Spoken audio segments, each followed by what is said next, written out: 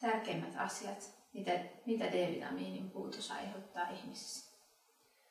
Mitä siitä voi seurata siitä, että ei saa tarpeeksi D-vitamiinia? No ensimmäinen asia, mikä on ihan ei pakko, mutta haluan sanoa, on se, että yksittäisenä tekijänä D-vitamiinin tarpeeksi, se, että sitä saa tarpeeksi, se on yksittäisenä tekijänä kaikista tärkeä. Niin, että onko se näin, että jos on yksi tuote mahdollista ostaa ravintotehosteista tai muista, niin se on D-vitamiini. Kyllä. Että se laajuus, mihin se vaikuttaa, niin se on hämmentävä ja se on huima. Ja siitä ei puhuta. Siitä hyvin vähän, tai siis itse asiassa siitä ei puhuta, näin voi sanoa. Niin. Eli itse en koskaan pidä siitä, että mitään asiaa korostetaan yli toisen, mutta tämä alkaa olla jo hyvin lähellä sitä.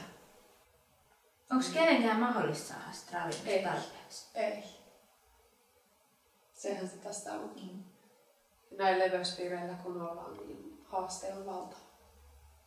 Mitä kansansairauksia löytyy sen takaa, että ihminen ei välttämättä ole saanut tarpeeksi D-vitamiinia? Missä se näkyy? No, mun tulee nyt ensimmäisenä mieleen, siis, mikä on yksi suomalaisten kansansairaus, on masennus. Minä näen omassa työssäni sitä, että kuinka paljon ihmiset syö mielialalääkkeitä, että kuinka paljon se on kasvanut tässä ihan muutamien vuosien kuluessa. Niin se on yksi tärkein asia. Mutta sitten on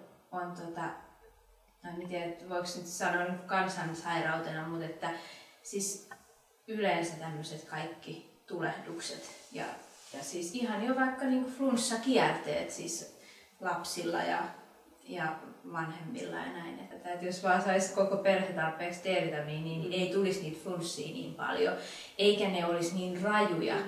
Nimenomaan se toipuminen olisi nopeampaa. Kyllä. Miksi kannattaa tulla kuuntelemaan, niin se on nimenomaan se, että ymmärtää sen syvyyden siitä, että miksi se on niin tärkeä. Ei niin, että siitä puhutaan, että se on tärkeä, mutta se, että ymmärtää sen, että mihin se menee, mitä se tekee, miksi se on niin tärkeä. Siellä aukeaa niin isoja juttuja, jotka on hämmentänyt jopa minut itseni. Niin, ja ne on hirveän mielenkiintoisia. Siis, että jos nyt yhtään, mun mielestä ihmisten kuitenkin olisi hyvä ottaa se vastuu siitä omasta terveydestä ja siitä omasta terveydentilasta.